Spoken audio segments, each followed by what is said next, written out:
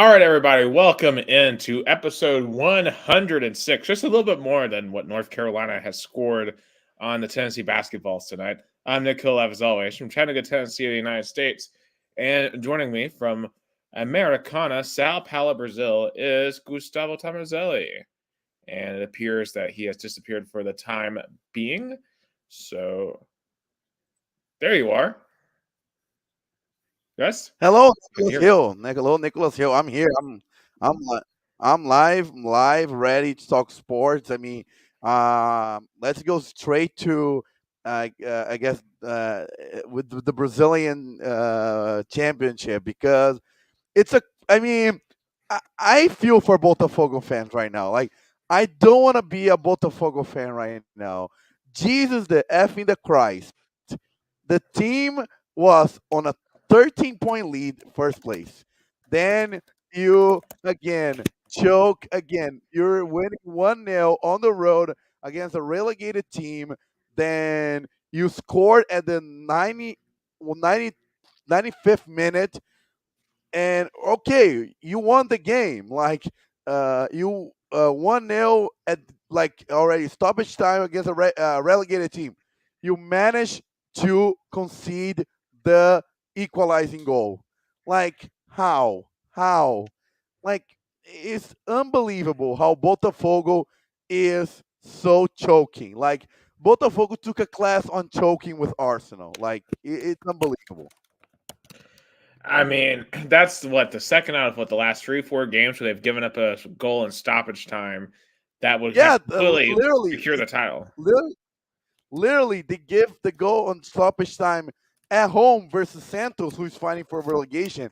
On top of being on a 3-0 lead at halftime and losing 4-3 to Palmeiras at home, having a 3-1 lead at home versus Grêmio, losing 4-3, and so on and so on. I mean, and with all that choking, Palmeiras with the more regular team, with a more experienced team. Today, 4-0 win over America Mineiro. Not surprised. I mean, America Mineiro is literally the last place, so I was not surprised. And Palmeiras now has a 3-point lead. I don't know if you can see clear or not on our pod.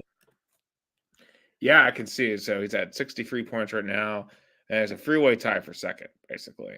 Yeah, yeah. Basically, Palmeiras is really close because Palmeiras has 66 points, and then Palmeiras on Sunday plays Fluminense, who is at seventh place.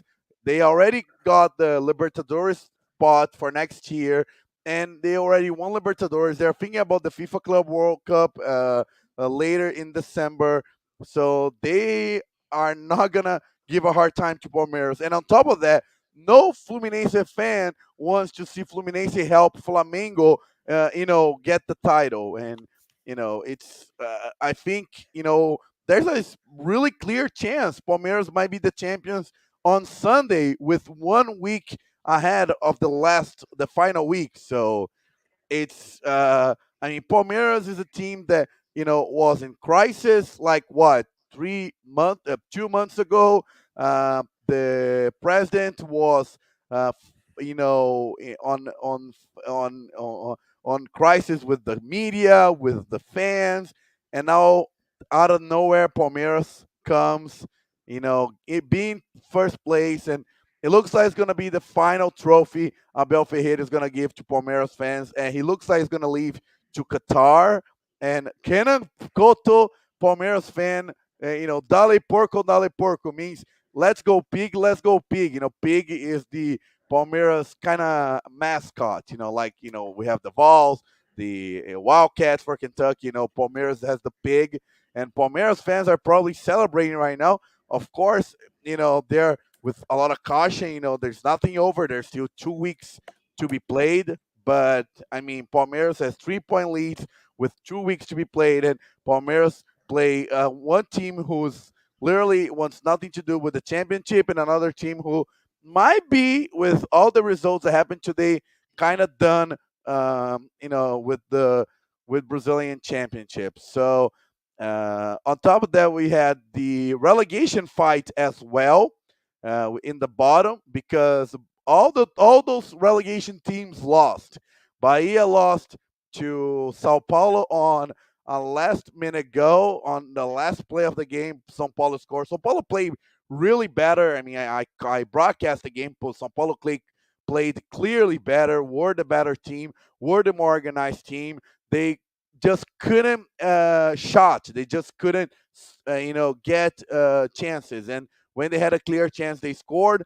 Vasco, who played well yesterday, but lost to Corinthians 4-2.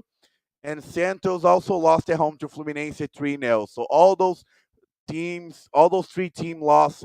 So it's going to be a hell of a fight to avoid that 17th place, the last spot for second division, to be with Coritiba and América Mineiro. Goiás is still have mathematical chances, but I don't think they're going to save themselves. But what a Brazilian championship! What a Brazilian championship! I'll tell you. You know, And it's gonna the drama of it, like be so many drama. last second goals. Yeah, yeah, that's true. Was a lot of last second goals and a lot of away teams winning. That was the kind of funny part of it. The only team at home that won was Palmeiras. All the other teams that won on this week 36 were teams that play on the road, like Atlético Mineiro beat Flamengo on the road. São Paulo beat Bahia on the road. Corinthians beat Vasco on the road. Fluminense beat Santos on the road. Internacional beat Cuiabá on the road. Coritiba and Botafogo tied. So only Palmeiras were able to win at home, and was a really important win. Now Palmeiras has a 3-point lead, playing at home again on Sunday. Yeah, again, I just don't see Palmeiras losing this title. I just don't see it, and because Palmeiras only, I think, has to win one out of those last two games. Because if they win and get a 3-point lead, they only have to title. I mean, they even can lose, and they still get the title. So a lot of drama. I think the best drama is going to be save salvation, in the relegation zone. I think that fight's going to be up until the last minute of week 38. So that's kind of what's happening in Brazil right now. Is the fight, and, is the Brazilian Championship fight for title, fight for relegation. That's what it's the drama here in Brazil, and it's gonna go all the way till next Wednesday, where is the final week where all the teams gonna play on at Wednesday 7:30 p.m. Eastern time, 9:30 p.m. Brazil time, and by then we're gonna have a new champion and four relegated teams. Absolutely. I can't wait to see how that all shakes out. Because I mean, it's been a crazy just to follow the ebbs and flows of the entire season to see how Botafogo has pulled an Arsenal and Palmeiras. So, and the more things change, they stay the same. It That's seems like. true. That's true. The more things change, the more they the same, man. I thought Flamengo was gonna be the team that was gonna fight for the title, but with losing at home to Atlético Mineiro, which, by the way, what a campaign on the second term, because Atlético Mineiro was like 13th place and then got all the way to the second place. Luis Felipe Scolari is a hell of a coach. He's a hell of a coach. He's old, but he still can coach his a off. He's like Dean Smith. He can coach up until like late 70s.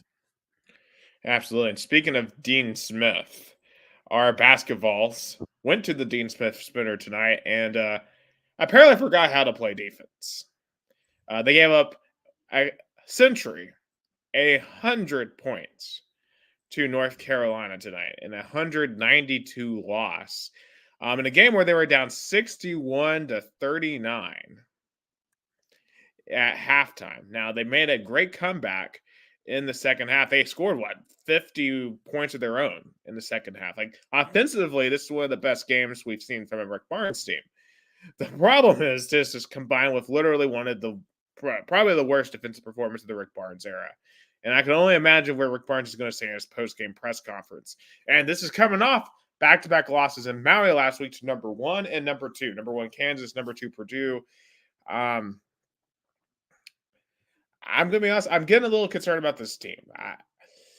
Like on paper, when you look at them cohesively, they should be really, really good, and I still think they are a good team. But I don't know what happened to the defense. I mean, I know our concern heading into this year was offense, right? Like we knew that we went through a lot of scoring droughts, a lot of um, just scoring issues. But now that we have Dalton Connect, and Dalton Connect was amazing. Now he had, I believe, 35 points tonight, a career high. Um, but we can't forget how to defend. Like it makes it pointless if all of a sudden you're a good offensive team, but then all of a sudden you can't defend because it's the same. At the end of the day, it ends up being the same result on the scoreboard, a loss. It doesn't matter if you lose 100-92 or 50-42. Um, I, we're gonna have to find a balance, and I just hope because I know Rick Barnes is probably gonna go very dictatorial after this, right? In practice on defense and making sure our team does better on defense. Um, I hope we don't lose our aggressiveness on offense because of it. You can be both aggressive on offense and aggressive on defense. Tonight, for whatever reason, especially in the first half, we did not show any interest in playing defense. I don't know what it was. That is so uncharacteristic of a Rick Barnes team. And I don't think we're going to see that again. But geez, that was awful. It was just awful and mind-boggling to watch. Yeah, it's concerning because the core of the Rick Barton era was the strong defense. You know, the and we kind of, as you said, uh, gave up a big lead, and and the team has, kind of digressed in those last three games. So it's kind of concerning. But again, maybe I always look on the positive side. Maybe having those poor performance on defense now will make this team better for a better defense performance coming March. You're right. I'm glad this happened in November. It won't hurt us. Is at North Carolina. North Carolina looks like they have righted the ship from last year. Their offense looks really, really good. And I expect them to be a tournament team like they normally are outside of last year. So hopefully this was just a bad night in November that will help us in March, as you said. But it was not a good night for the basketballs. And it wasn't a good night either for the Lady Vols. They blew a 16-point lead to Notre Dame at home tonight in TBA. Or should I say the Food City Center? But I'm calling it TBA.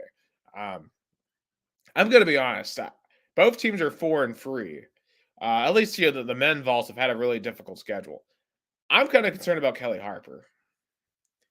It feels like there's no momentum in the Lady Vols program. The talent I don't feel like is improving on the Lady Vols program. It feels like the top teams are getting further and further away from the Lady Vols, and it feels like their style of play is stagnant. And I'm not necessarily calling for a change in coach, but I don't know if Kelly is going to be the right coach to try to get the Lady Vols back to a top level in women's college basketball. Do you know what kind of remind me those comments? Mm-hmm. Last year of Harley Warlick, the 2018-2019 season, we heard the same thing. Can attract talent, stagnation. Were the same comments that were made by the Lady Vols when Harley Warlick were fired back in 2018-2019 season. By the end of, I remember the Vols, the Lady Vols barely made it the NCAA tournament in that season. And of course, we've seen glimpses, on this tenure of Kelly Harper of some success. I remember probably one of the biggest wins were against South Carolina at TBA back in 2021. But yeah, I agree with you, Nick. I really the quest.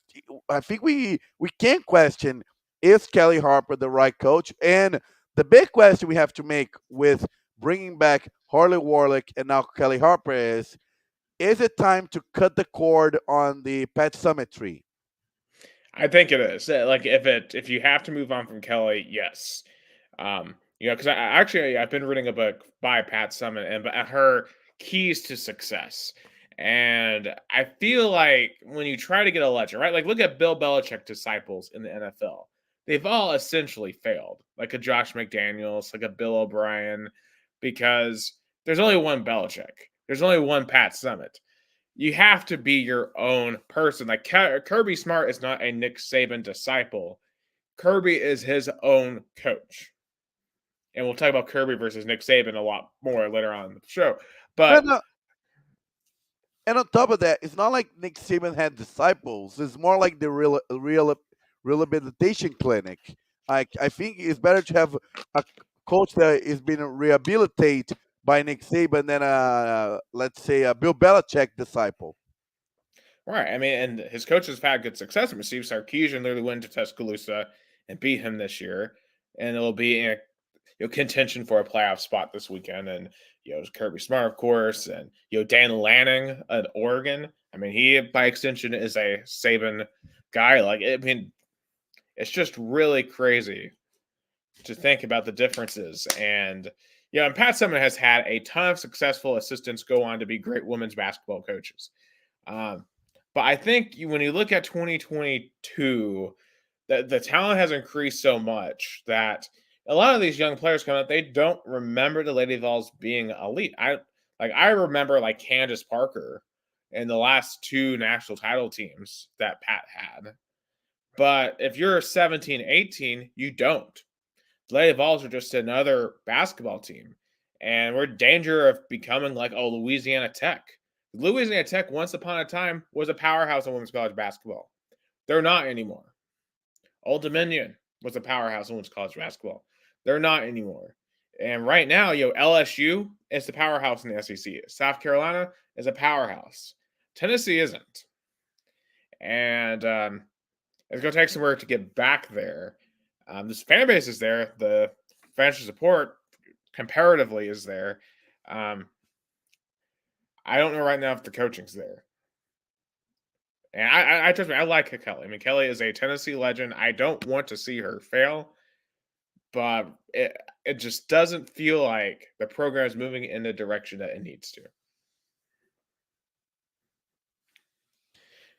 Yeah, Nick. I mean, Kelly Harper has always treated me nicely.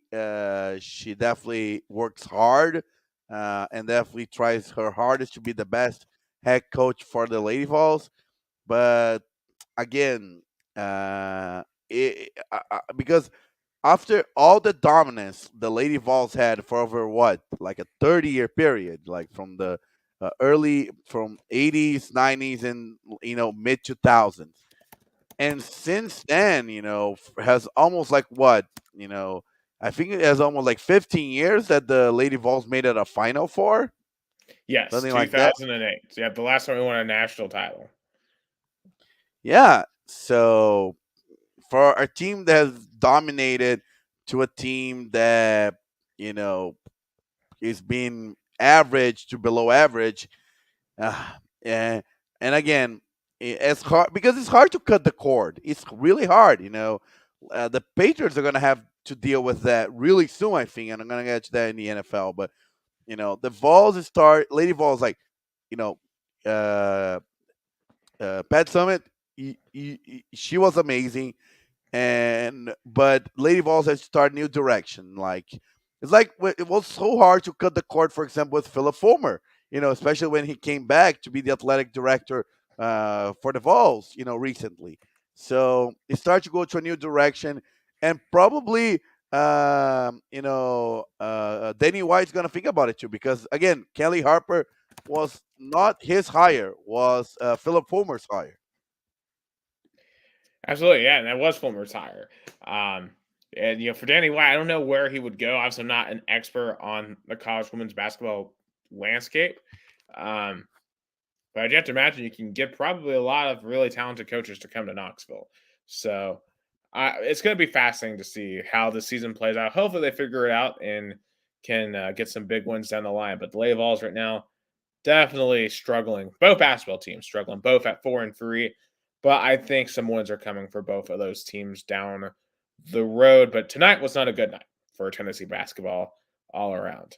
Um, all right, and just to mention that Tennessee North Carolina game, both of these games are actually part of the ACC SEC Challenge. Right now, Duke and Arkansas playing. Duke just took the lead 27-24 in the first half. All right, let's get to some college football because we are entering championship weekend. And of course, the big story of last weekend, it was Michigan and Ohio State. The game, could Ohio State break the 2-year losing streak in Ann Arbor?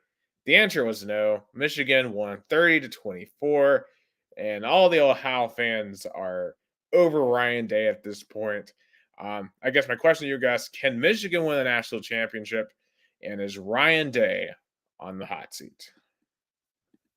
Oh, let me start with what you just said. Definitely, Ryan Day is in the hot seat, especially losing three in a row to Michigan, and especially losing to a Jim Harbour less team. He wasn't there on the bench, but it just shows how Michigan football program has been so well run, and we have to give it credit to Michigan's athletic director.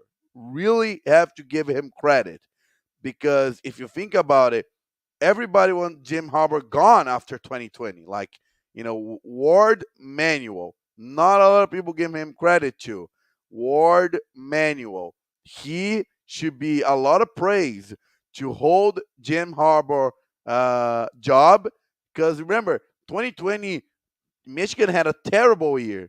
They didn't even play with Ohio State. I know it was a COVID year, but a lot of people want him gone, especially after losing back then three in a row to Ohio State.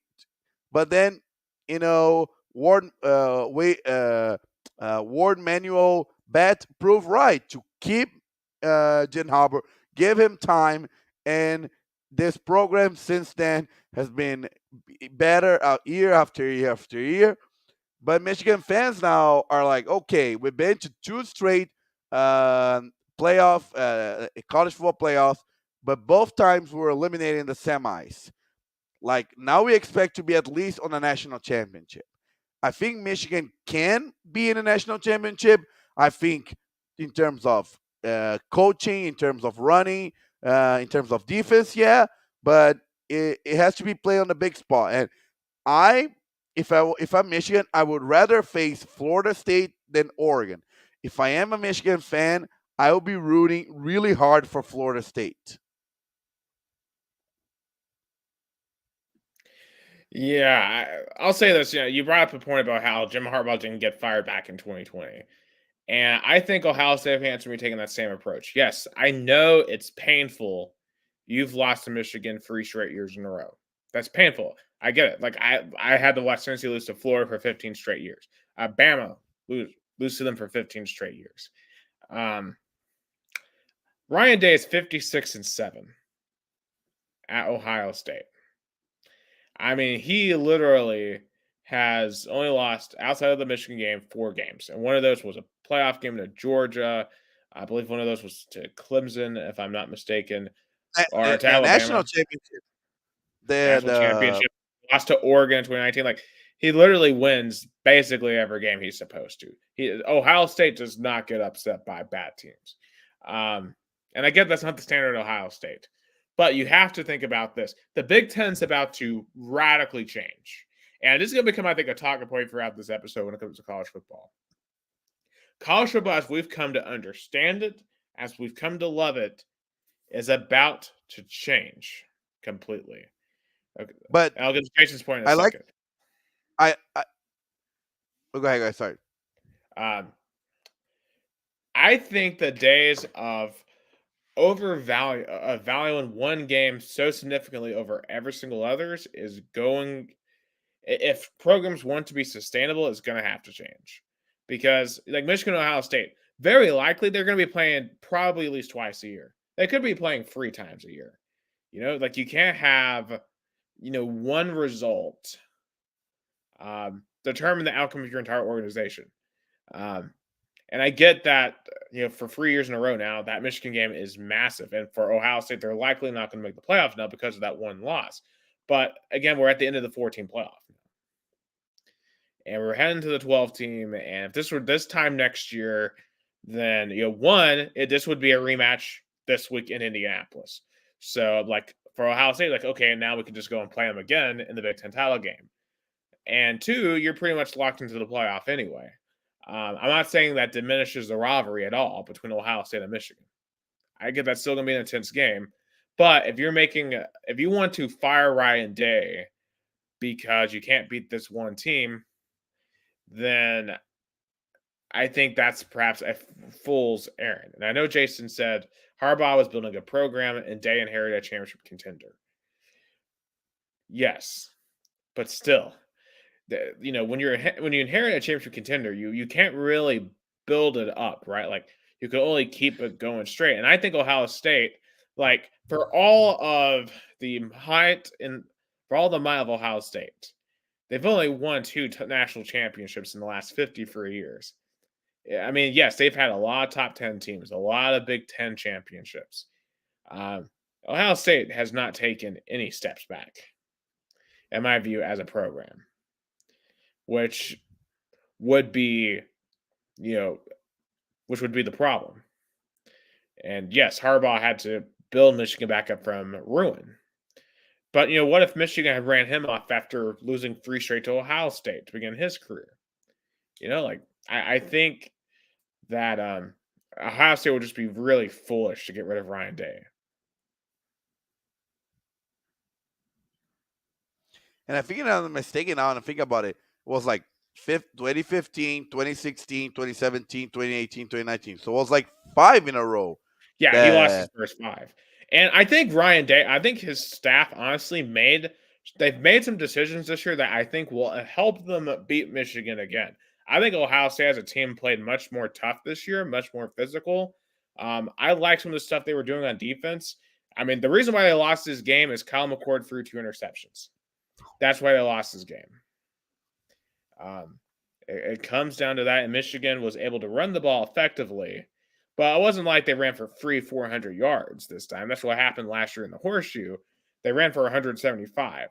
If you told me before the game Michigan only runs for 175, as an Ohio State fan, I think I have a chance to win that game.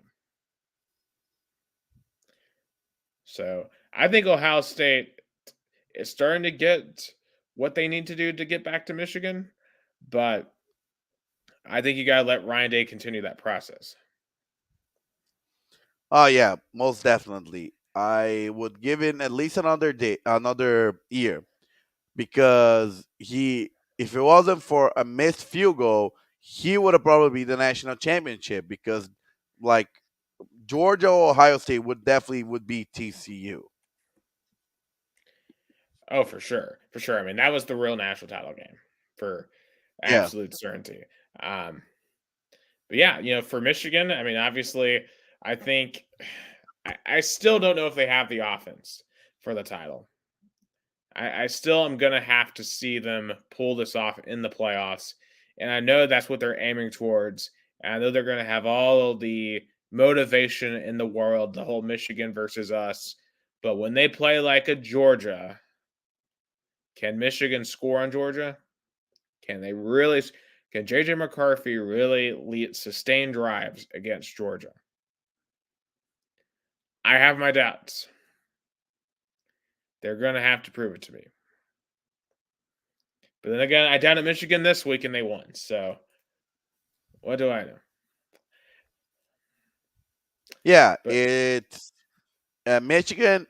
I'm as I said on my last take, and to add to what you said, uh, Michigan fans are not, because probably that loss to TCU hurt way more than the Georgia loss, because the Georgia loss was like they finally made it after so many attempts. The second time was like, okay, we were favorites, was our second time around, but let's say Michigan faces Florida State team, because there's a real chance that Michigan ended up being the number 1 team in the country. That's a plausible thing, with the SEC championship.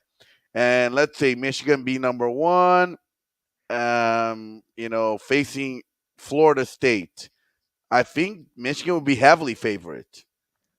Oh, they would with a backup, especially with FSU's backup quarterback. They absolutely would be in that scenario. But as you said, they're going to have to prove it. TCU was a game they should have won, but they made way too many mistakes and their defense didn't show up. So I gotta see this illustrious Michigan defense show up outside the Big Ten because let's be real, they don't play anyone in the non-con. Their best non-con win was East Carolina. The Big Ten outside of Ohio State sucks this year, and I include Penn State in the sucks category. They're not very good. And of course, when they play Iowa this week, Iowa too is not very good either. I mean, they have a good defense, but man, they have no offense. So they got to prove it to Yeah, me. they were the Iowa is the lowest 10 the lowest team being ranked with 10-2 with the Power 5. As So they should. that said As they something, should. And They were literally yeah, underdogs in Nebraska no, yeah, last yeah. week. Like, you imagine how bad it would be to be 9 and And 2. let go ahead, be Right, go 9 and ahead. 2. Yeah, they were 9 and 2 last week and underdogs at Nebraska to 5 and 6 Nebraska.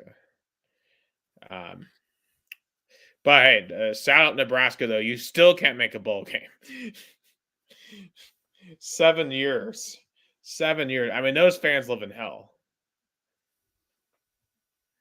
I mean, Oh my yeah, gosh. I mean their last bowl game was against Tennessee in the Music City Bowl. Yeah, I don't know what Matt Rule can do. I mean, it just seems like Nebraska does not belong in the Big Ten. They they need to go back to the Big 12. I think that was a better fit for them. They could get better recruits there. Um, I think Nebraska right now in their current state is a has been Yeah, program. yeah, Um, and it's shout out TCU as well. They missed a bowl game, and just an insane fall off. I can't recall the last time a runner up from the playoffs didn't even make a bowl game the next year, too. yeah. So yeah, that's true. So let's play. I love play the scenario. The what ifs. I want to play what ifs because Hmm. it's what if weekend. The all these crazy scenarios that can happen. I love that weekend. I love Saturday when scenarios be played. So out of those 8 teams that we can say are fighting, the only team that does not play is Ohio State, right, Nick? The Ohio That's State is the only correct. team that does Correct. not play on Saturday. Right. So with that, I think Ohio State is eliminated because you know, for example, let's play a scenario where Georgia loses, Michigan loses, Washington loses, or Florida State loses, and Texas and Alabama loses. Then maybe Ohio State is in somehow. Okay. Well, hold on. So I'm gonna have to type this out over here. So, all right. So we're gonna have Georgia at 12-1. Have Yeah, Alabama at 12-1. yeah, So we're gonna have Oregon at 12-1. yeah, Washington at 12-1. Michigan at 12-1. Ohio State at 12-1. You have Texas at 11-2, which so eliminated. Um, they say Florida State loses. Florida State 12-1, and you got Louisville at 11-2. Okay, so I think in that scenario, what you would have to do, I think you give, I think you would have to give the 1 seed to Oregon in that case. yeah. Because they will be the only team that wins out of those 8, literally. I would give Alabama the 2. I would actually maintain Michigan as the 3 and give Georgia the 4. Because I think it would be ridiculous to put Ohio State in over Georgia or Michigan. Well, obviously Michigan just beat them head to head, and Georgia had to play an extra game. Ohio State didn't. So I would keep Georgia in, and I would have Georgia versus Oregon and Michigan versus Alabama. Whoa. Yeah, so that's how I would handle it. Um, because I think the other two 12-1 teams, I think you'd have Georgia versus Washington versus Florida State. Honestly, off the resume, I probably would take Washington, but I think realistically, Georgia would get the nod. Yeah. Mm, so I guess all those four teams might stay. Now, if Georgia, Michigan, Washington, and Florida State win, all those four are in. Right. So Because what right now we if? have five. No, we have four undefeated teams. Yeah. Yeah.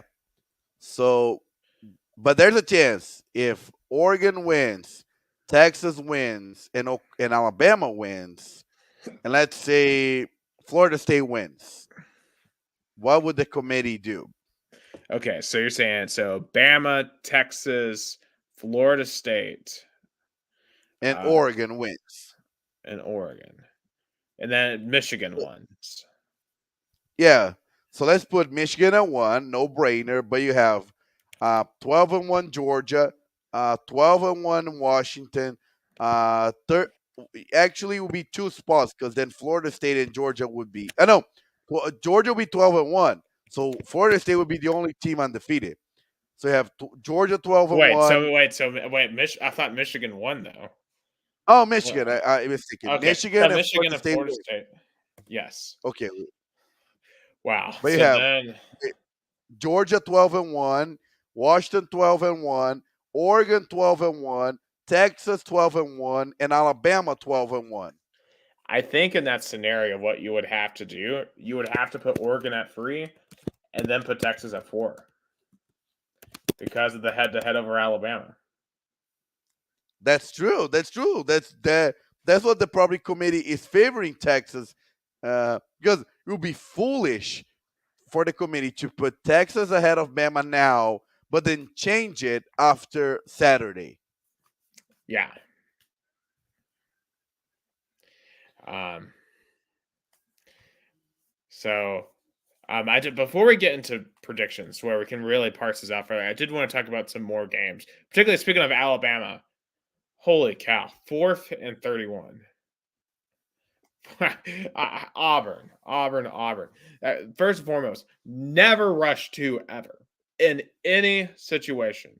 You've got to rush more than 2 defenders at any time. You can't let any high level quarterback sit back there and make a throw like that. You just can't. And Auburn deserved the fate they got because they played with fire and they got burned.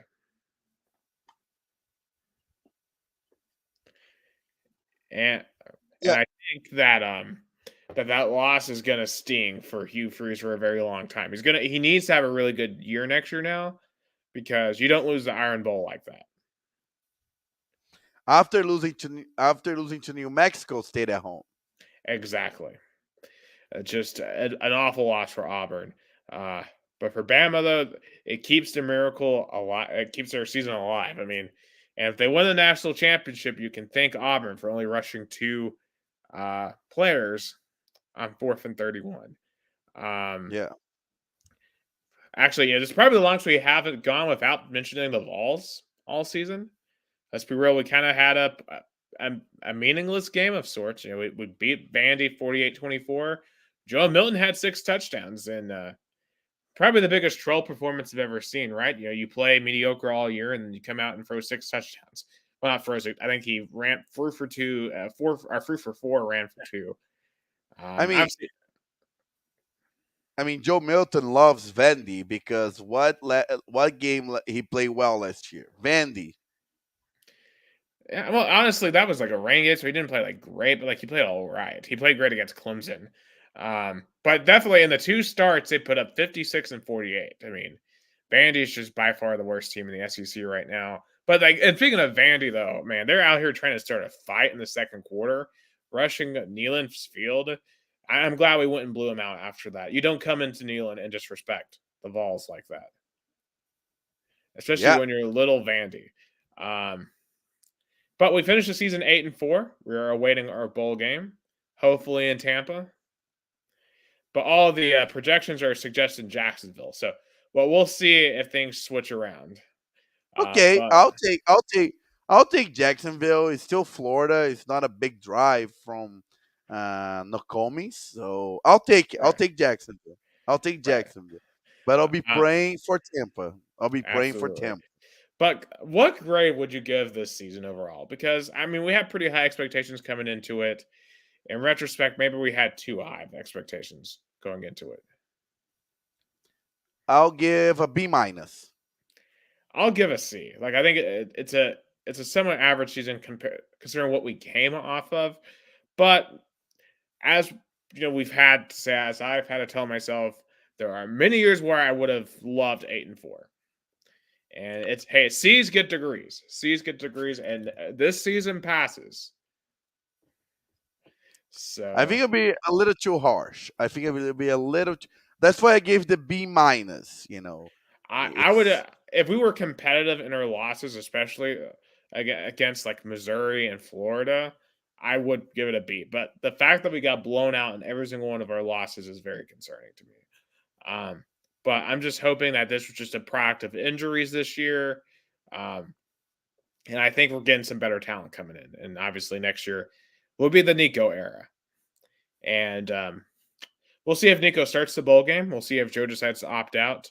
If Joe does opt out, I will say this: I've been very critical of him, but I do appreciate his time as of all. A lot of quarterbacks would have transferred out after getting benched to 21, like he did it to Hendon Hooker, but he stuck with it. And hey, he won an Orange Bowl MVP. Has won some big games, so definitely will have a career worth remembering. And shout out to all the other seniors as well. Like Randall Keaton had a great game. Aaron Beasley's had a really good career. Tyler Barron's had a really good career. Um, Jabari Small has had a really good career. Brew McQuarrie took place in senior day activities, and of course, obviously, he didn't get to finish this year, but um, obviously, we'll always remember him for his massive catch in that last drive against Alabama, among other plays he made.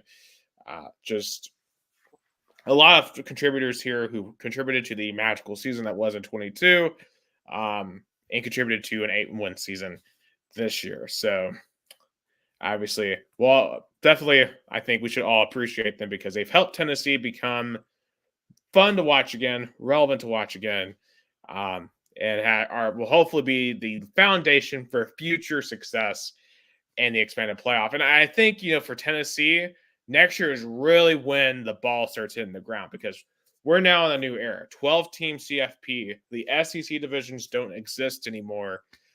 Tennessee Vanderbilt was the last ever intra-division SEC East game. It is a new era.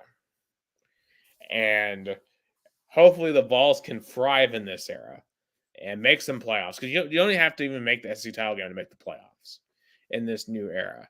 And I think this will give us some opportunities, maybe at winning some titles.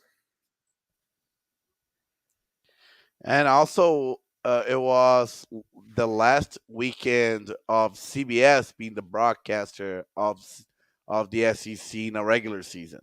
Right. It's Right. crazy. And the last game they'll ever do is this Saturday in Atlanta. I mean, it's crazy to watch. Obviously, I don't like Gary Danielson very much. I think he rags on Tennessee too much. But I'm gonna miss that theme music. I'm gonna miss their presentation. I mean, they have the best presentation of any TV broadcast in college football. Um, and it's not gonna feel the same. It's crazy. All of our traditions are coming to an end. I mean, we are literally college football as we know it is about to be over. Like we are about to enter an unknown era. I don't know really if it's for the best for the sport or not.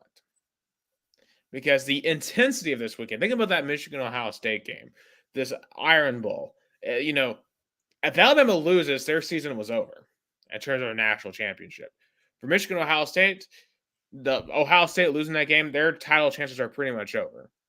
We're not going to have games like that anymore in the expanded playoff. And I think the expanded playoff is 100% worth it because I don't think in a sport like football that has all of this going into it, it should really come down to one game like that. I think you should have the ability to lose a game and learn from it. Um, but are we trading away the excitement of a rivalry week? Are we trading away the excitement of college football regular season? Because college football has the most engaging regular season of any sport. And are we Yeah, going to dilute it at all? I I wouldn't say at all. I would say it's not going to be the level of college basketball where the regular season, let's be real, it's meaningless. It's not. Of course, you don't want to be bad, but there's no game you want to be glued in that was going to be define the team going to the postseason. But I think what's going to be different in college football is the um, continuity of traditions, and because now we're going to have to pick and choose rivalries. Like for example, Tennessee must have must find a new rival. Like Tennessee cannot, like I feel like Georgia is coming to this as well, like Tennessee both feel weird playing their rivals because Georgia don't feel rivals with Georgia Tech fans, and Tennessee don't feel the rivalry with Vandy. Like, you know, I don't know if you agree with me or not, but Yeah, I yeah. kind I of mean, I don't see Vandy as a big rival at all. And if that's going to be the rival we're forced to have, quote unquote, I mean, that's not really a rivalry at all. I mean, next year will probably be the last year we have Alabama, Georgia, and Florida all on the same schedule. because I, but also it's hard because we can't have Florida as our big rival in the rivalry because they have theirs. Alabama the same, so we get stuck with Vandy. Right. And not even Kentucky. Kentucky has Louisville. Georgia Yeah, has like Georgia Tech, I guess. I Which I guess guess they Tennessee and Georgia. I guess Tennessee and Georgia can be like, can we play each other in the rivalry week instead of you week know, one? I think I might be okay with that, though. At least right now. Oh Nick, don't be like you're putting the ball so down below. Like, come on, man. I know Georgia is the best team in the country, but you don't want to belittle your team so much that you want to avoid playing Georgia. No, no, no. Well, we're gonna have to Tennessee go to Athens next year, that's for sure. But Tennessee and Georgia must, unite and say, let's finish our non-engaging weird rivalry games and let's play each other. I would have give that idea because Georgia fans and Tennessee fans, I bet 100% don't feel the rivalry with Georgia Tech and Vandy. Yeah, 100% agree. I mean, Georgia fans will talk about Georgia Tech. Georgia fans were mostly talking to us and to Alabama fans. That's who they think about. Like we think about Bama, Georgia, and Florida. That's what we think about. And when it comes to basketball, we think about Kentucky. That's what we think about. Um, Speaking of Kentucky, though, I can't believe they beat Louisville on the road on Saturday. That was really kind of sad to watch in the second half because actually I was rooting for Louisville to win that. Jason was at that game. I feel bad for him because man, that brutal collapse in the second half. Lots of there, I believe there's two fumbles. Uh, Louisville's defense kind of fell apart there towards the end, and Kentucky Wildcats, who were really in tilt, they had literally had just lost to South Carolina the week before. Um, yeah, won that game, and they kept their head coach. I mean, Mark Stoops appearing on Saturday night apparently looked like he was going to be the Texas A&M football coach, and well, by Sunday that was not the case. But no, I feel most bad about it. If Louisville had won against Kentucky, Louisville could have been the dark horse for the semifinals because they're gonna have to. They're playing Florida State, so they are the I guess Oregon plays the toughest team with Washington, but if Louisville was 11-1 and beat Florida State, there will be an argument for Louisville to be in. I don't think even with a win there was going to be any way 12-1 Louisville was going to make it. I think the one loss they had to Pittsburgh, who finished 3-9, I don't think they would have been able to overcome that because that was easily the worst loss of any of the one-loss teams. And I don't know if the totality of their wins would have been able to overcome that. That's I feel terrible for Louisville fans. They must feel like we beat the hard we beat the toughest teams and we gave the easiest games. Yep. And it's unfortunate. Sometimes that happens. We look at the Vols last year with South Carolina. No reason to really lose that one. But hey, South Carolina fans, are you going to be enjoying your bowl game this year?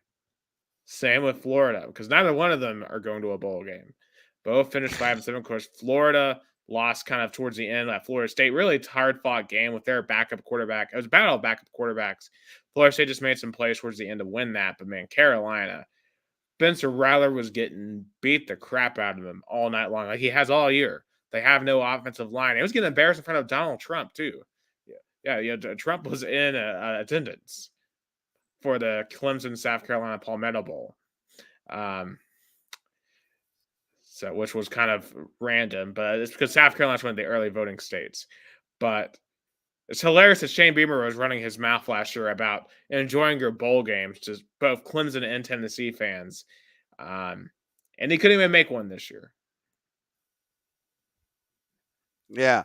All the Beamer swagger when with all Beamer swagger, he's being cool and all. Like he must show results. He must show improvement. And this season was definitely regress. Absolutely. And that Again, was literally the best quarterback he'll ever have in Spencer Rattler and couldn't make a bowl game this year. yeah. They were the fourth best team in the SEC, third best team in the SEC, third worst team in the SEC, only ahead of Vandy and Arkansas. Yeah. They were even worse than Mississippi State. Right. I mean, it's just a horrific year. A lot of Carolina fans are giving up on Beamer. He is on the hot seat for sure heading into next year. And Billy Napier is also on the hot seat heading into next year. And Florida's schedule next year is brutal. Very, very difficult. Both of those coaches going to be coaching for their lives next year. Of course, Florida, they come to Knoxville October 12th, a little bit later than normal. Some schedule dates have come out for Tennessee and a lot of the other teams for next year's schedule, but not the full schedule yet. So I kind of want to hold off on talking about the full schedule until we get a full schedule. Quick shout out to the Mocs. Shout out to the Mocs. They won over Austin Peay on the last second field goal. First playoff win since 2016. They're traveling to Furman this weekend. Great road win with a backup quarterback. Not sure if they're going to get their main quarterback, Chase Artopoulos, back for the second round of the FCS playoffs, but still, obviously, great season, great win. And we'll see if they can get a dub on Go Mocs. absolutely go Mocs over Furman and the Paladins. All right, so let's go into some championship game predictions. And normally we only pick 5. And I ask upset alert, underrated, but we have 10 games. Let's just pick them all. Who is winning this 10 games? Let's start with the G5 first. We don't really talk about them that much, but remember, this time next year, one of these 10 teams would be getting a playoff spot. So, yes, this year it's just an NY6 bid. Next year, they're going to the playoffs, one of these teams. So, we'll first go through all 5, pick who wins, and then decide which one is going to the NY6. Okay, Sun Belt, Troy or Appalachian State?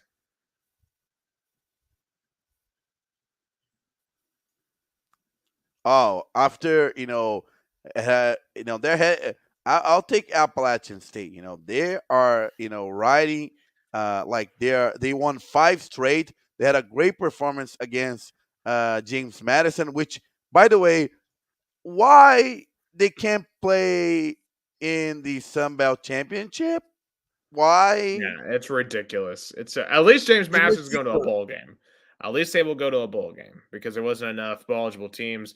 But this NCAA's got to change the rules. This is stupid.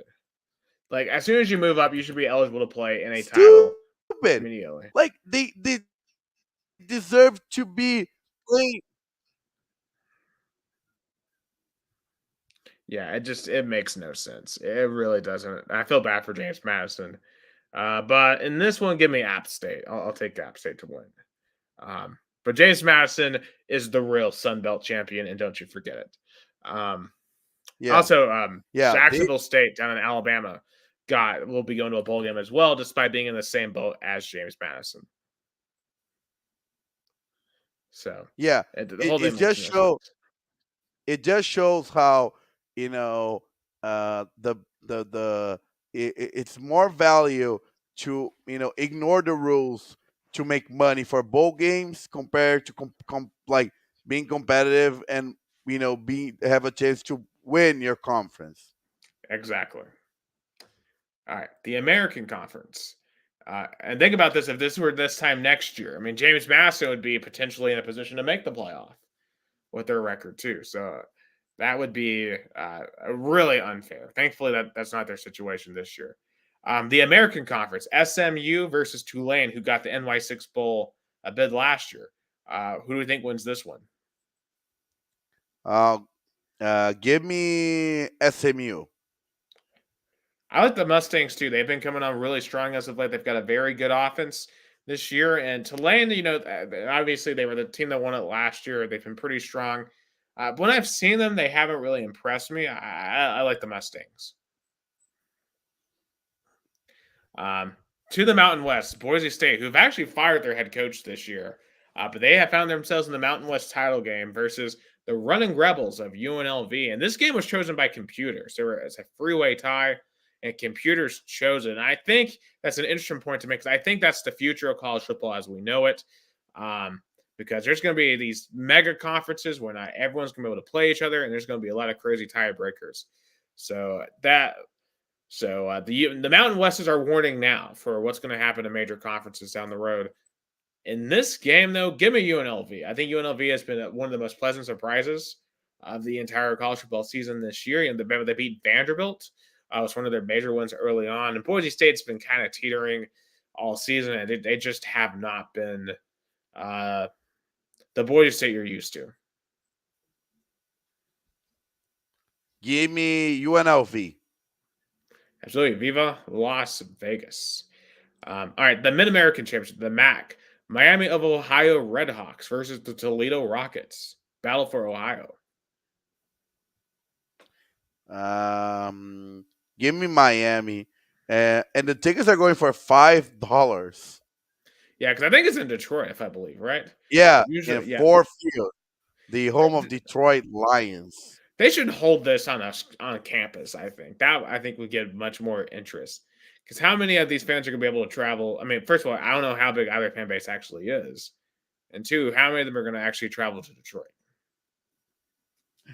Yeah, but the Mountain West Championship is going to be at Allegiant Stadium in Las Vegas, and for how expensive it has been to watch the Las Vegas Raiders and how badly they're playing, I would rather pay $28 and watch a championship game compared to watch the Las Vegas Raiders.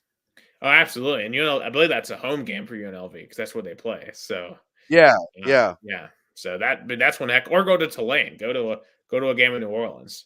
That's a lot of fun compared to going to Detroit. But I'll go Toledo. I'll go with the Rockets. And they've won the title a couple of years, a couple times the past couple of years. The final one, CUSA, of course, everyone's favorite Cinderella now, New Mexico State, taking on the undefeated Liberty Flames. Who is winning this title?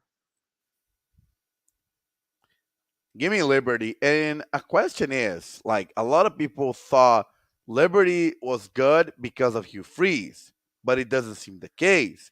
Hugh Freeze left Liberty, and Liberty is still going strong, being undefeated and ranked despite being on the Conference USA. Wow.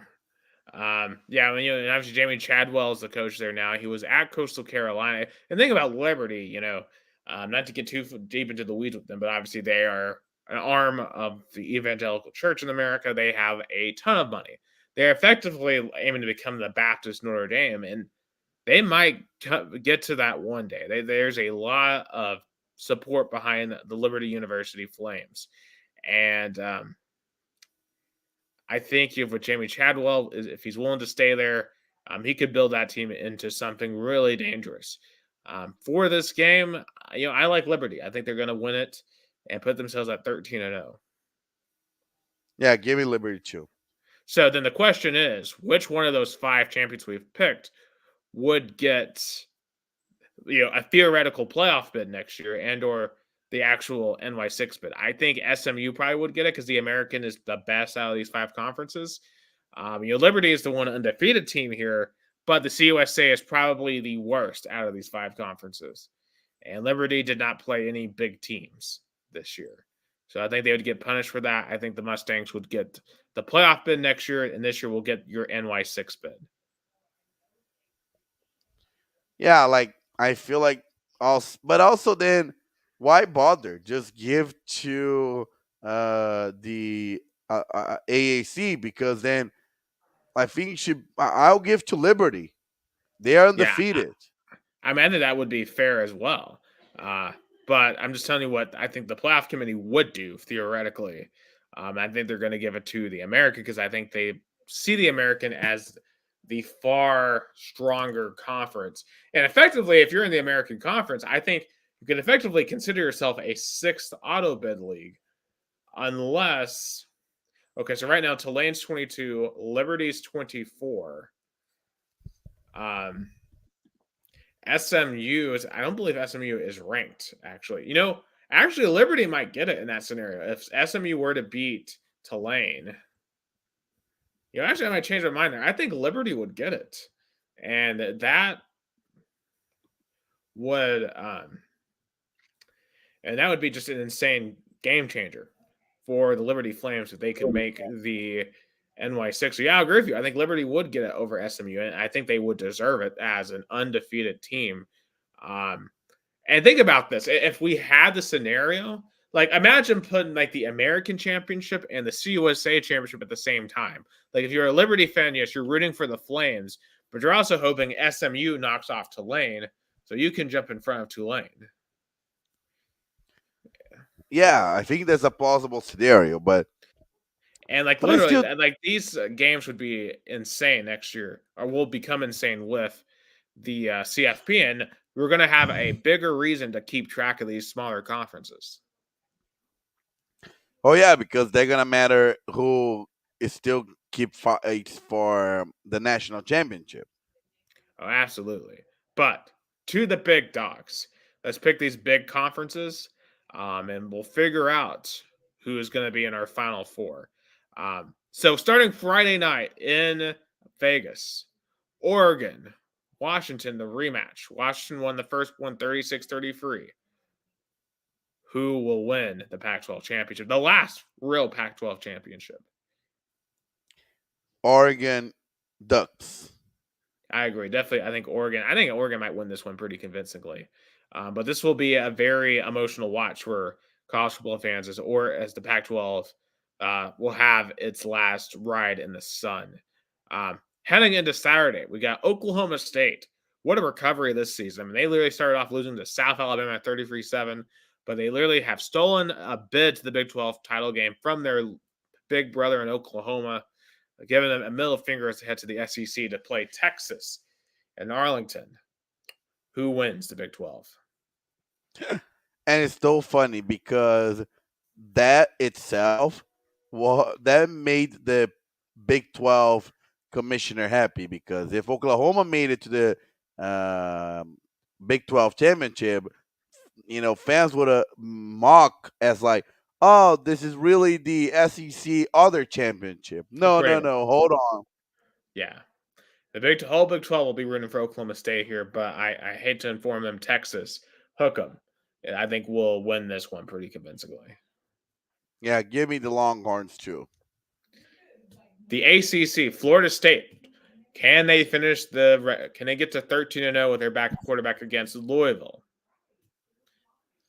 Yeah, and if they win, they should deserve to be in, right? Oh yeah, if they win, they should be in. But here's the thing: I'm going to pick Louisville to win. Yes, I know they just lost to Kentucky, but I think they'll come back and get this one done. All right, Big Ten title. Michigan, Iowa. Any chance the Hawkeyes can beat the Wolverines? Zero, zero, zero. Yeah, I'll give it. I'll give him 5%. Iowa's defense is really, really good. If they can make this thing ugly, and they can cause Michigan to have some turnovers, make them play uncharacteristic, kind of similar to what TCU did a little bit. If this game is like 10-7 in the fourth quarter, Iowa then maybe a fluke away from having a chance. But that's it. I don't foresee that happening. I'll take the Wolverines. All right. And it comes to really the game of the week, the Titans of the SEC, Bama, Georgia. And before I asked the pick, we need to ask what team coach needs this more. Georgia has 28 straight wins, 2 straight national titles. That first national title was taken from Alabama. They haven't played since that national title. Obviously Nick Saban, he has 7 titles. He's established himself as probably the greatest coach of all time at this point. But Kirby Smart, his protege, he's already at 2. He's still really young. If he wins this one and goes on to win a title, he'll already be at basically half in his mid-40s. I think this is a big legacy game for both, and I'm not sure which one needs this more. Saban. And why More. Saban? Because if you think about it, Saban is declining. Alabama could even make it the SEC championship last season, so they made it back. So if they lose to Georgia, then I think Nick Saban, I don't. It's not gonna affect his legacy overall, but the end of his tenure in Alabama is gonna seem as like a downhill. Oh, for sure. I mean, this feels like Bama, if they're going to do it, they need to do it now, right? Because otherwise, Kirby Smart will completely own you. Because here's the thing: yes, they beat you once in Indianapolis, but just because you beat a team once doesn't mean you own them. Like as Tennessee fans, we know that we beat Bama last year. They came back and beat us this year. Bama has been waiting to play Georgia since they lost to Indianapolis, and Georgia has not beaten Bama in Atlanta. They have not beaten them in the SEC title game. They didn't beat them in the national title game in 2017 in Atlanta. I think for Georgia, there's still a big mental hurdle here. Because, yes, you beat Alabama and Indianapolis, but you had to go out of the South to beat them. Can you beat Alabama in your own backyard, where it really matters? This game is just as big, if not bigger, than that first national title game from 21 or from 17. And if they do, Kirby Smart, I think, will firmly establish himself as the kings of the SEC. And this is Bama's last stand. If they want to still be seen as the dynasty of the SEC, because if Bama loses here, then they are the also-rans. And I think, when you look at Carson Beck, yes, he's had a really good season, but he hasn't had to really have any heroics this year. Jalen Murrow has had some heroics. He's had to be the hero on a couple of different occasions this year. And I think there's going to be a lot of players who are going to have to become heroes here. Because when you play Bama, Georgia, I mean, this this is what college football is about right here. Titanic matchups like this. And Bama, Georgia, it doesn't get much bigger than this. Who do you have? Yeah, that's a good point you brought it up. Like Georgia, has not dominated, has had problems beating Bama in the state because you mentioned those losses. And Aaron Young is going to be there live. What a privilege! But definitely, if Absolutely, Georgia it's gonna be a wins, heck of then a game to really see. going to show their deep program in the last 4 years. But if they loses, they it and there's a big chance if uh, Georgia loses to Bama, they might play each other again. I don't know if there's really much of a shot of those two rematching. I think one or none are going. I don't. It's going to have to be complete disaster everywhere else for both. Like Bama would have to be Georgia, and then disaster everywhere else for both to get in. In my Yeah, view, like Oklahoma. like from from them to be a rematch. Michigan would have to lose. Washington would have to lose. Florida State would have to lose, and Yeah, Texas would have to lose. yeah. Because In then that you gotta scenario, I could see too. because then you put Georgia, Oregon, um, Michigan, and Bama. Something like that. But anyway, um, who are you taking in the SEC title game? Georgia. It may not make any sense after what we just saw, but this Bama team reminds me of the 2015 Bama team that really wasn't that dominant, but kept on getting lucky throughout the year. Remember, they were down late to Tennessee, 14-13, and they had that big touchdown drive with Derrick Henry to beat us 19-14. On multiple occasions, they had to constantly escape. And that team won the national championship by the end of the year. This Bama team, should have been dead about 2 to 3 times now. They should have died against Tennessee when we had them down 27.5. And frankly, we should have been up 28-7. They should have been dead last week at Auburn. But they're not. They're here and they have a chance. I'm going to be honest. I think Georgia's the better team, but I just have a feeling the Tide are going to find a way and end Georgia's winning streak.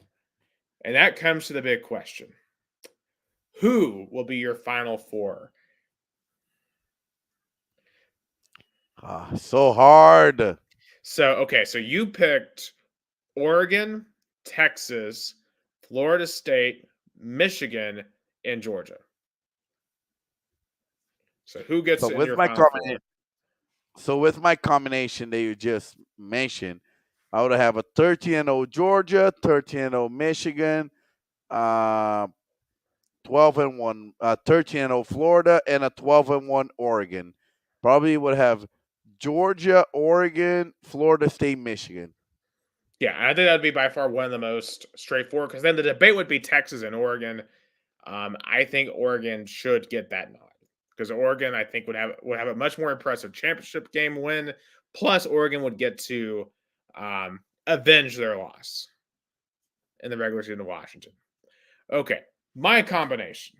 So I would have 13-0 Michigan at 1. That would be my only undefeated team left. So then we really have to start going through and thinking about this. So we would have 12-1 Oregon. We would have 12-1 Texas, 12-1 Bama, 12-1 Georgia. You would have and I think that's where you'd come to. I think in my scenario, if I'm choosing, I go Michigan 1. I'm going Oregon 2. Because I think out of the win-loss teams, again, they get to undo their one loss, basically. And they would have, I think, probably the most impressive impressive resume of all those teams. At 3, I would go with Texas. Win the Big 12, 12-1. And 4, in that case, I would have to go with Alabama. So Alabama would sneak in to the playoffs in that scenario, and that would leave the ACC as the odd conference out. Because I don't see, if Louisville were to be Florida State, I don't think they would be able to get back in basically. And effectively in this scenario with this many undefeated one-loss teams, if you don't win your conference title, a team like Georgia that didn't really have any impressive non-con wins, that you're gonna get left on the short end of the stick. Or like Washington, undefeated regular season, but you'd get left on the short end of the stick. I think those 4 teams. So I would have Alabama versus Michigan as the 4-1. And I would have Texas, Oregon as your 3-2. And I think in that scenario, I would have Alabama, Oregon in their national title game. And frankly, I think the Tide would win it. We're gonna have to wait until Selection Sunday to find out about it. Oh my God, yeah! There's going to be a crazy weekend. I can't wait to see which one of us was more correct. So Absolutely. So we'll see what happens. Just some quick coaching things um, in the college world. The pros one of the most shocking hires, Bobby Petrino, back in Arkansas. Oh my gosh, as the offensive coordinator. I mean, holy cow! I mean, literally gets fired for an affair back in 2010 or 2012, and he's back as the OC. I mean, this is most. I mean, college football can be pretty unbelievable sometimes, but this is unbelievable. I don't know if this will work. College football is a lot like I told you before. It's a lot like Brazilian soccer. Passion and weird decisions. Absolutely. Um, Other quick things: Texas A&M hired. Let's just do good, bad hire on some of these hires. Texas A&M hires Mike Elko. Is that a good hire from Yeah, Duke? it's a good hire. He did well at a basketball school as a football coach, finishing the uh, regular season 8-4. I think it's a bet. I like it too. He used to coach there at A&M as a DC. It's very interesting because they had it looked like they had hired Mark Stoops, and the fan base kind of rebelled. They kind of pulled Tennessee. So shout out to A&M for stealing a page out of our book. But hey, we'll see if Mike Elko works for them. Um, okay, Michigan State hiring Oregon State head coach Jonathan Smith. Do you like that hire? Um, I mean, he did well. I mean, he as and I mean for Jonathan Smith was a great deal because he left a school that is stranded still with no conference. Oregon State has not received an invite to leave the Big 12 after pretty much everybody else did it, even Colorado, for God's sake. So Absolutely. for And you hit Jonathan Smith was a like a life saving boat. Absolutely. I mean, you hit the nail on all the heads there. I just feel bad for Oregon State. I mean, the last 3 weeks have not been kind to them, losing our heartbreaker to Washington, getting blown up by Oregon in the Civil War, and now you lost your coach, and you have no conference. Sucks to be Oregon State right now. Mississippi State hires Oklahoma OC Jeff Lebby as HC. Good hire or not? Average hire. Oklahoma has not been this dominant offense since Lincoln Riley left, but you know, I guess they had to try something. I Yeah, I I don't just love feel it. like I think it's very mediocre.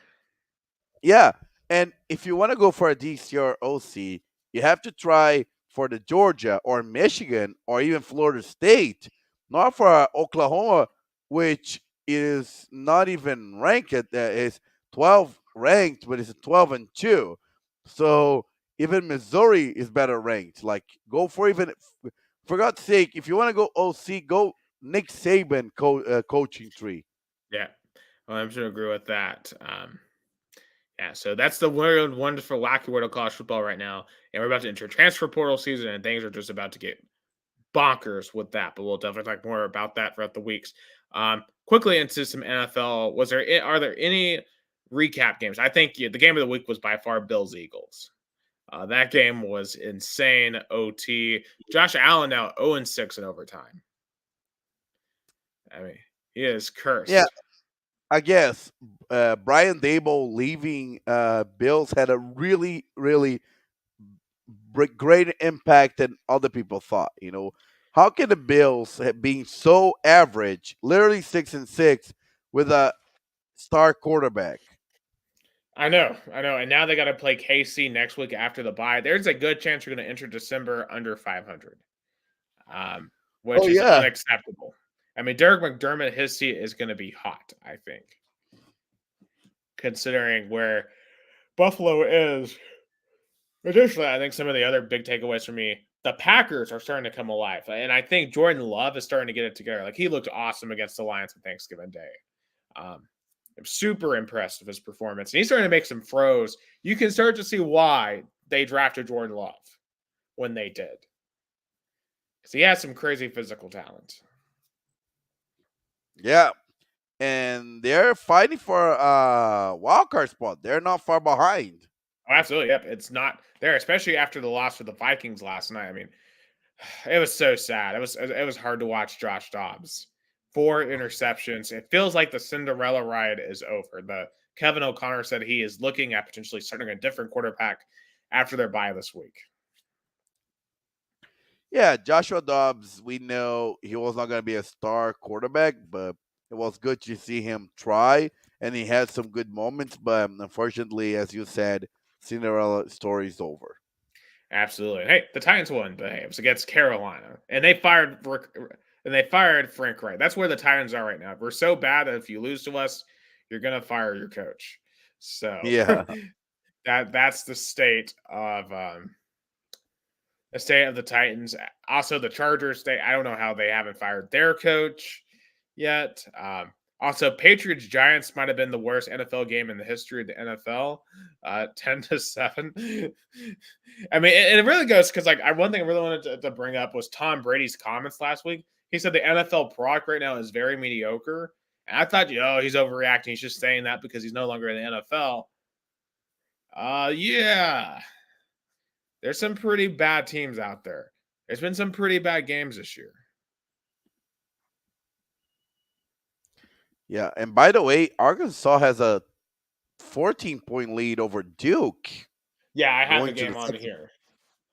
Uh, Wow, I am kind of impressed. But back to and the NFL, I think what Tom Brady was saying is that at his highest point, he had more, challenge. Think about it back in like 13 years ago.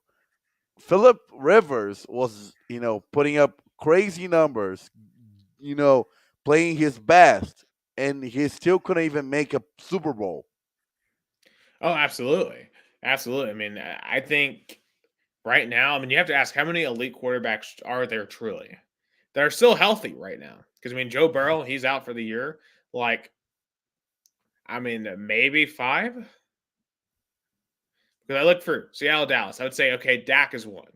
Chargers, Patriots. I mean, Justin Herbert's one I would want to watch. Lions, Saints, no. Falcons, Jets, no. Cards, Steelers. I mean, I like Kyler, but I wouldn't put him in that category. Colts, Titans, no. Dolphins, Commanders, Tua. Broncos and Texans. Okay, I would like to watch Russell, and I would like to watch Stroud. Okay, so there's five. You have okay. There's still maybe about 10 quarterbacks would like to watch, but it definitely feels like less than it used to be. And I mean, it's leading to a mediocrity. I feel like too, with the stuff going on in college, will trickle down. Will that have to the NFL? That could have a situation of like of all these kids bouncing back and forth between transfer portals and different schools. That's bound to affect their development. Yeah, yeah, I agree.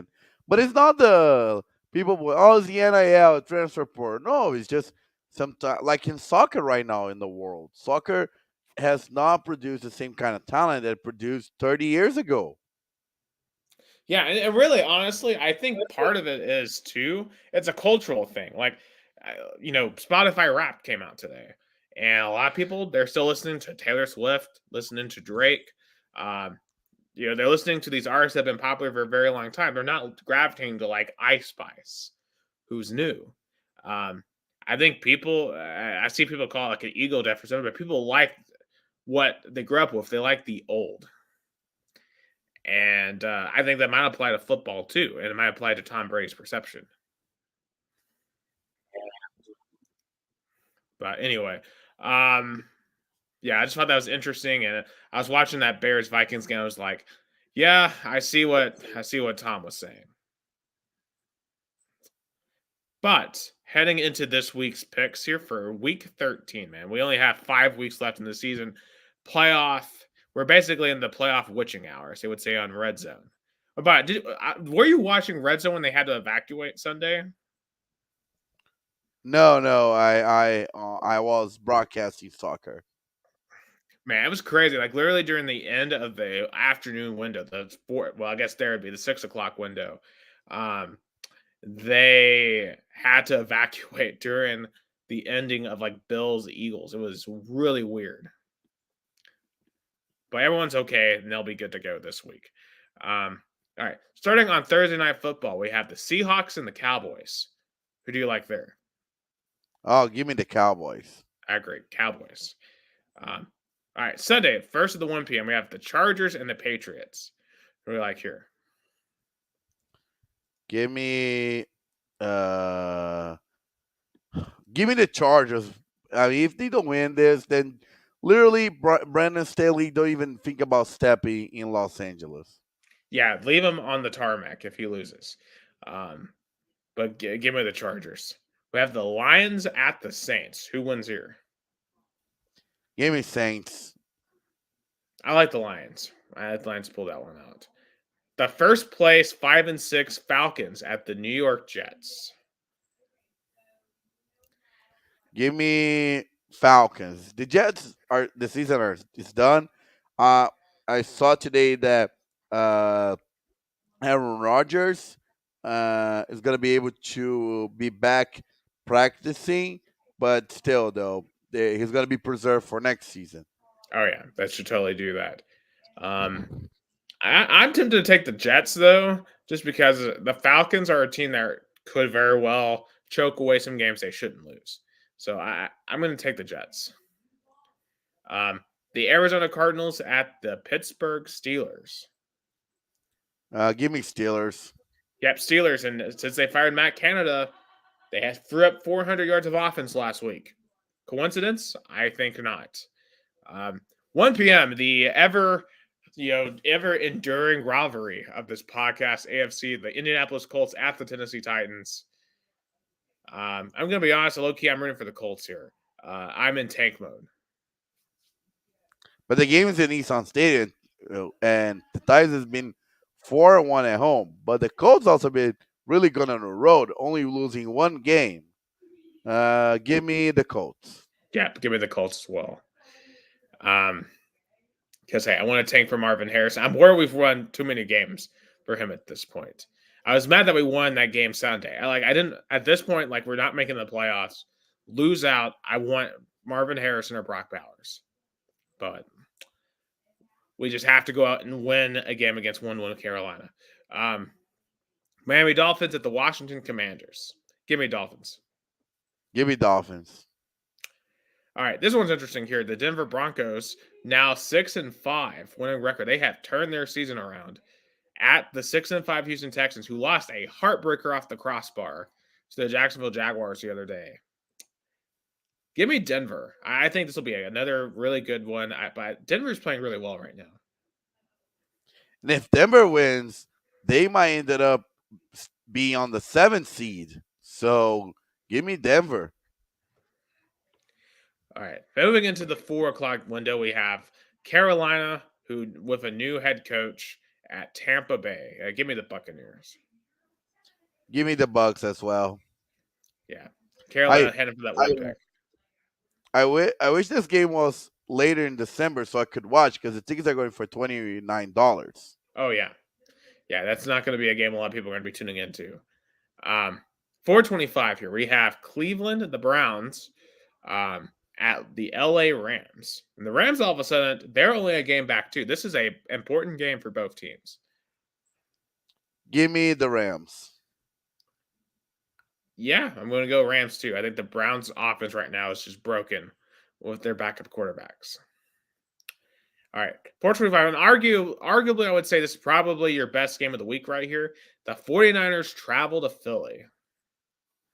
Oh, definitely. That should have been a Sunday Night Football, but it's not. But give me the Eagles. They are playing tough as nails, and the 49ers are kind of woggling around. Give me the Eagles. Oh no, the 49ers looked really good last Thursday though against Seattle, and they've looked really good since their bye. And the Eagles, to me, they've gotten lucky a couple of times.